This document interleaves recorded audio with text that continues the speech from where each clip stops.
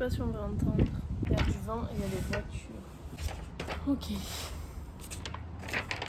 Oh, mais les voitures, arrêtez de passer s'il vous plaît. Ça y est, c'est officiel. Je pars à Montréal pendant 1 an. J'y vais pour faire mes études dans le cadre d'un échange avec l'IUT. J'y passe 1 an dans une école d'ingénieur. Ah mais il va pas y avoir des bus et des voitures tout le temps là, rassurez-moi. Et je pars dans 7 jours. Et je fais cette vidéo maintenant parce que j'ai eu mon permis d'études hier. Et c'était le dernier papier qui me manquait pour pouvoir être acceptée par l'immigration canadienne. Mais pour avoir ce papier, il s'en est passé des vertes et des pas mûres. Je me suis munie de mon bloc-notes où j'ai écrit tout ce qu'il fallait pas que j'oublie de vous dire. On va retracer ça ensemble finalement un petit peu là, tous les moments de larmes, de doute et de colère. Pour le coup, l'immigration ça a été assez dur pour les papiers, ça, on y a passé 4 mois et ça a été 4 mois assez compliqué. Je vais faire un peu une remise dans le contexte d'abord. Je viens de finir mes 2 années d'IUT, donc du coup je suis diplômée d'un DUT. Et pendant le semestre 4 du DUT, les profs ont commencé à nous parler d'un programme d'échange pendant 1 an à Montréal. Au début, j'étais pas forcément chaud pour le faire parce que moi, mon grand rêve, ça a toujours été de partir à Londres, faire mes études en Angleterre. Moi, j'adore cette ville, j'adore ce qu'elle dégage. Et du coup, je m'étais dit, putain, ça aurait été incroyable que ça soit à Londres et que j'y parte. J'aurais été trop heureuse de parler anglais toute la journée. En plus, c'est pas si loin que ça de la France, donc si vraiment j'ai un coup de mou, je peux rentrer, bon, sans parler d'argent, c'est possible. Il y a 1h30 d'avion, techniquement, c'est possible. Et puis, j'en ai parlé avec Lisa. Je me suis dit, bon, ça peut peut-être être un truc auquel on réfléchit quand même. Parce que ça reste une expérience de fou. Montréal, c'est quand même connu pour être un truc assez étudiant et assez sympa pour les étudiants justement. Je m'étais dit bon, je vais y réfléchir et j'en parle à mes 2 copines de la classe, Célia et Jade. Et au fur et à mesure, on se dit en vrai, ça pourrait être sympa. Bon, ça fait forcément super peur parce que c'est 1 an, c'est pas genre juste un semestre, c'est vraiment pendant 1 an, t'es pas là, c'est pas la même chose 4 mois ou 12 mois. Au début, on se dit, bon, on va y réfléchir et tout, et puis au fur et à mesure qu'on en parle, on se dit en fait, ça pourrait vraiment être super cool. Franchement, c'est une opportunité de ouf, on l'aura certainement qu'une fois dans notre vie, on n'a pas d'attache, on n'a rien qui nous retient ici, c'est le moment. Et donc du coup, on décide toutes les 3 à partir. Sauf que se décider à partir, c'est pas partir. Donc d'abord, il faut passer l'étape d'admission à l'école. On fait tous les papiers et on était quasiment sûr que ça allait passer parce que globalement, le critère principal, c'est d'avoir au moins 11,5 de moyenne sur les 3 derniers semestres et on avait toutes les 3 plus que ça. Et du coup, le 6 avril, on a reçu notre lettre d'admission à l'ETS de Montréal. Et donc à la suite de mon acceptation, mes parents ont pris rendez-vous le 14 avril avec le prof de l'IUT qui se charge du projet d'échange et ça a permis de convaincre mes parents. Maintenant qu'on est accepté, la nouvelle étape c'est d'être accepté au Canada de manière générale. Donc il faut passer par des documents d'immigration. Donc le 19 avril, on a une réunion organisée par l'ETS qui va nous expliquer tous les documents d'immigration qu'on a besoin et les papiers qu'il faut réunir pour faire ces demandes-là. Et c'est à ce moment-là qu'on se rend compte qu'en fait, ça va être plus compliqué que prévu. On va changer de décor, il y a trop de voitures.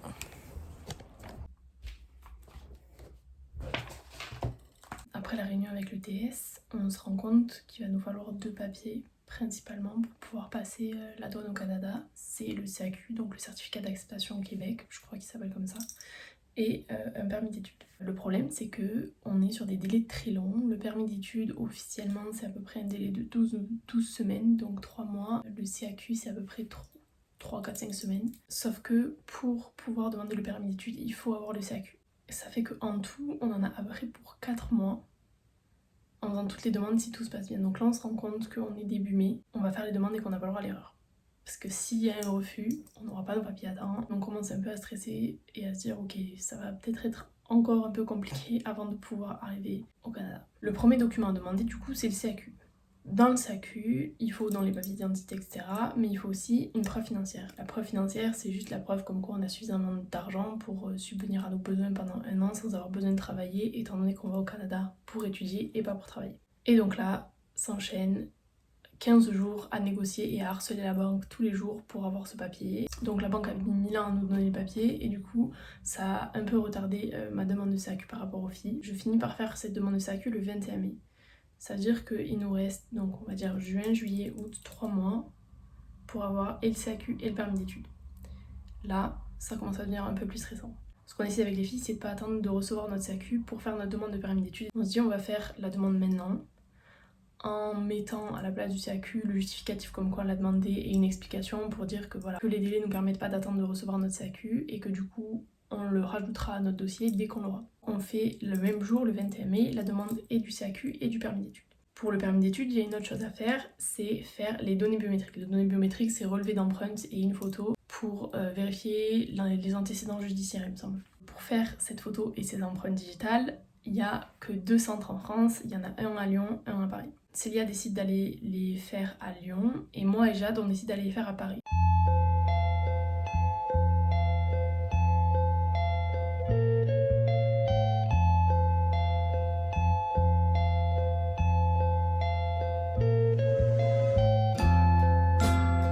Maximum de confort.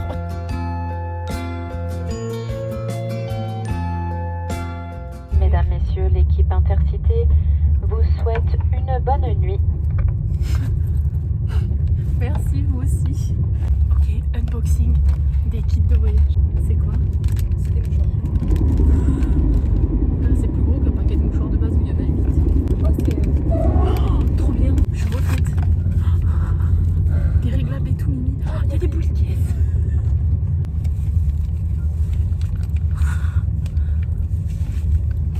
Oh, il est bien noir. Une lingette rafraîchissante. Ah, c'est ok. C'est vert. C'est quoi? Dentifrice, Un petit truc à croquer. regarde. Il y a un sudoku à l'intérieur. J'adore les sudoku. On est super à l'aise, je trouve. J'ai déjà mal au dos. Moi aussi. C'est bon, j'ai. Et ça, c'est la grande lumière. Ah ouais. J'ai fini mon sudoku. Yeah, j'ai fait combien de temps? 23 minutes 11. Ah, j'ai hâte de me battre. Ouais. Qui sera la meilleure? J'ai perdu le combat. Jade elle a mis 13 minutes. J'ai le seum. Non, je rigole. Bravo Jade, bien joué.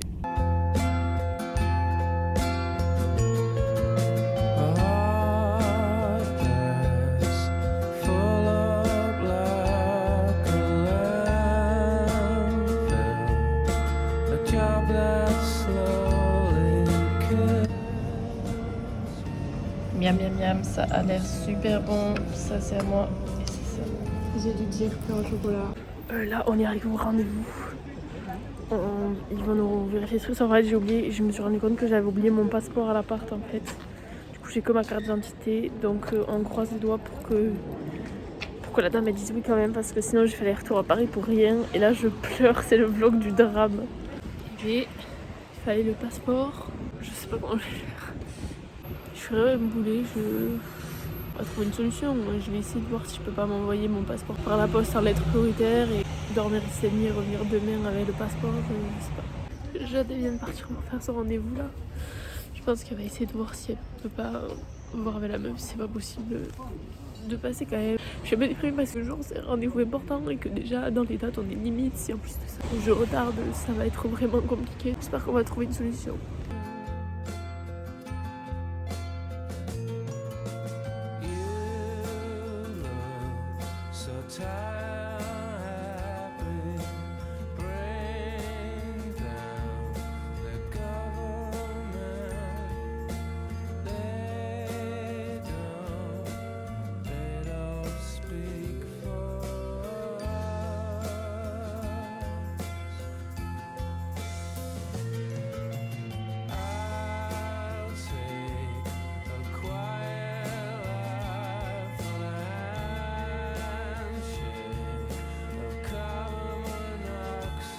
Room tour.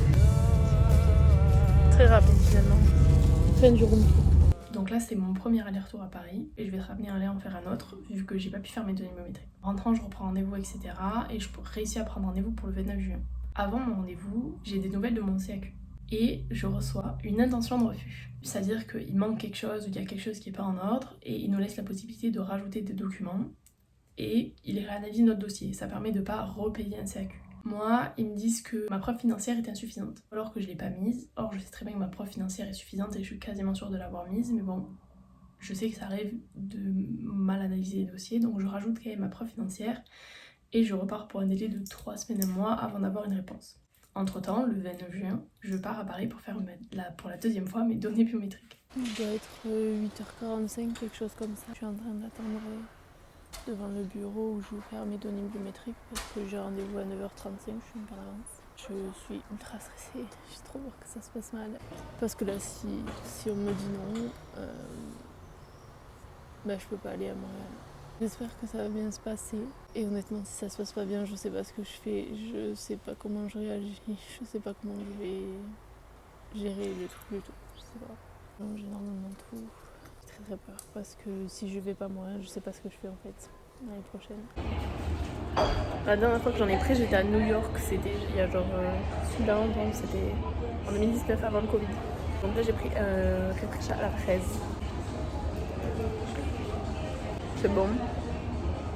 C'est un sirop de fraise, je remets un peu meilleur.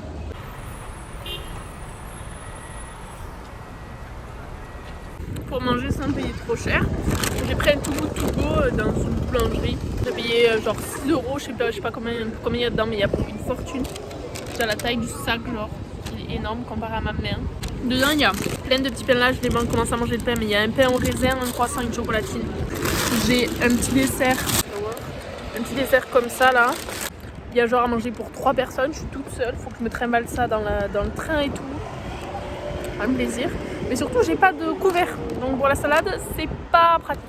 Tout se passe bien, je passe mon rendez-vous, c'est littéralement 3 photos, comme ça, on prend mes empreintes de chaque main, ça dure 2 minutes et j'ai payé très cher. Et on fera un décompte aussi à la fin pour savoir tout ce que j'ai payé. À mon avis, je vais avoir envie de pleurer en faisant le montage. Je reçois une réponse bien plus tôt que prévu, le 8 juin, c'est-à-dire 10 jours après que j'ai fait mes données biométriques, et mon permis d'études est refusé parce que mon CAQ n'est pas présent dans mon dossier. CAQ qui a eu une intention de refus que j'ai pas pu rajouter. Et le même jour, j'ai la réponse pour mon CAQ. Et c'est une réponse négative. Là, ça commence à être un peu compliqué. Là, je commence à me dire, ok, comment on va faire, Jeanne? Il va falloir là trouver une solution parce qu'il nous reste plus beaucoup de temps, il nous reste 2 mois. C'est carrément la moitié de ce qu'il faut normalement, donc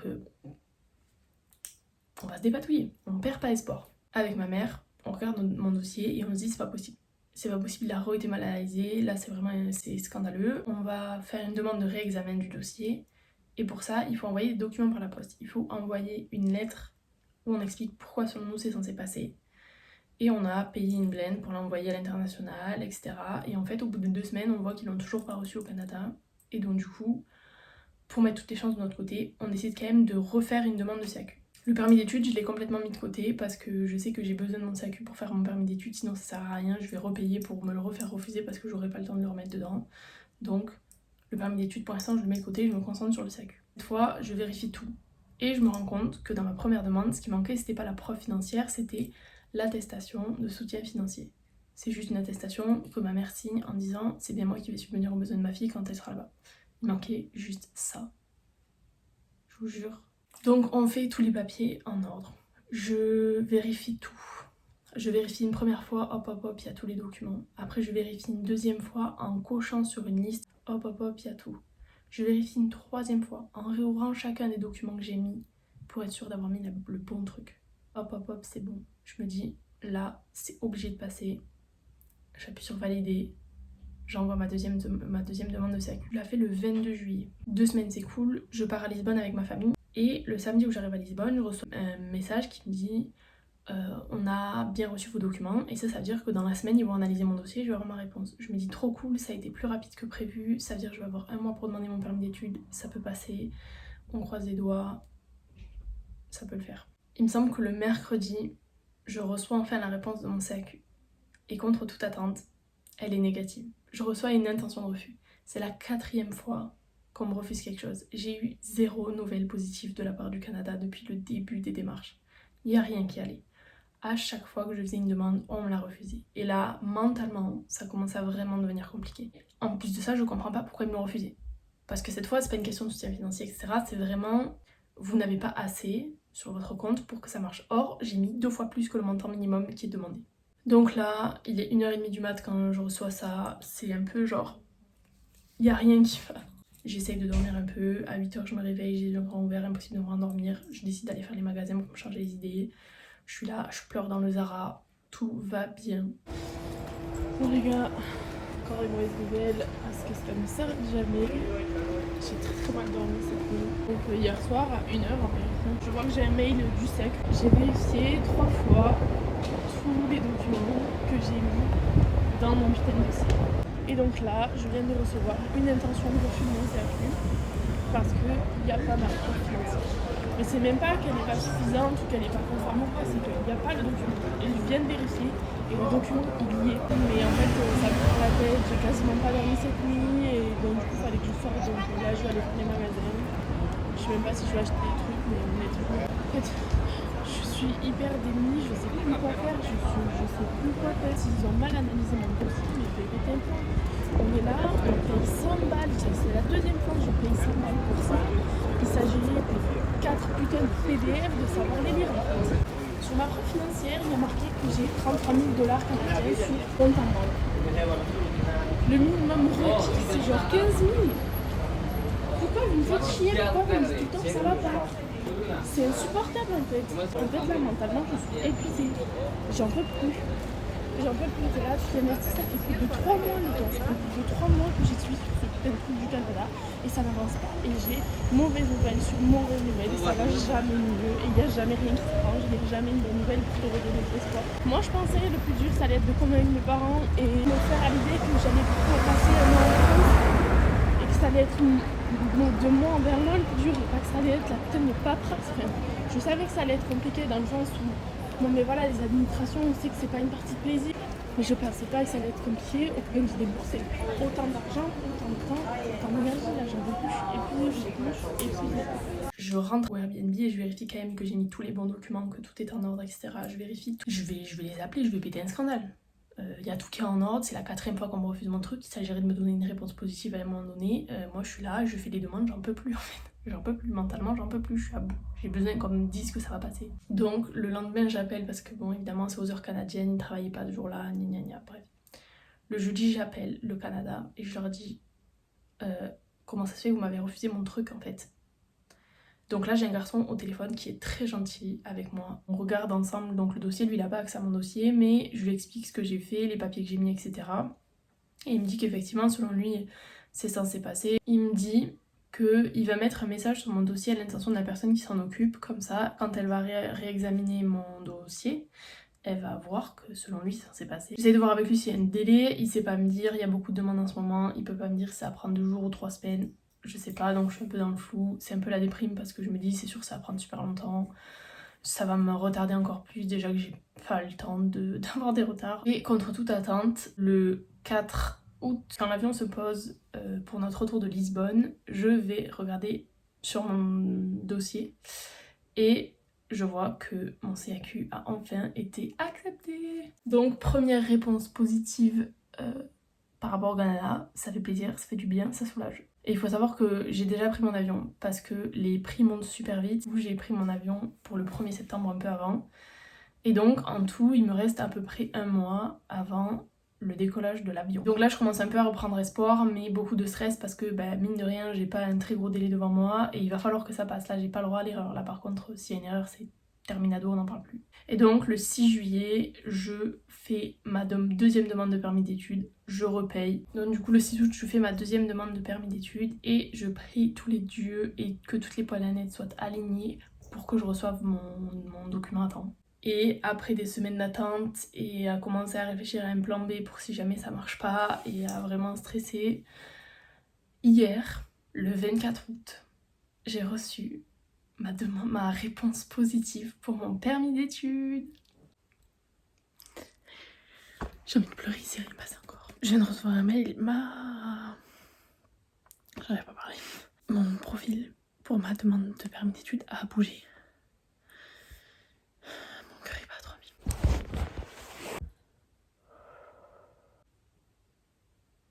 Et je vous jure, je vais pleurer. Je l'ai eu. Donc c'est officiel, je pars dans 7 jours. Ça va être trop cool, ça va être un voyage incroyable et une expérience folle. Et ça me tente tellement. C'est terrorisant et extrêmement excitant à la fois. C'était la plus belle nouvelle que je pouvais vous annoncer ici. De toute manière, vous allez suivre tout ça avec moi parce que moi, je veux me faire un max de souvenirs et je veux les garder toute ma vie, ces souvenirs. Et je veux montrer ces vidéos à mes enfants pour leur dire que j'ai pleuré toutes les larmes de mon corps, mais je me suis battue et je l'ai eu. Et que c'était trop cool. parce que c'est sûr que ça va être trop cool. Donc je documentais tout ça et vous allez suivre tout ça avec moi. Maman, je l'ai eu.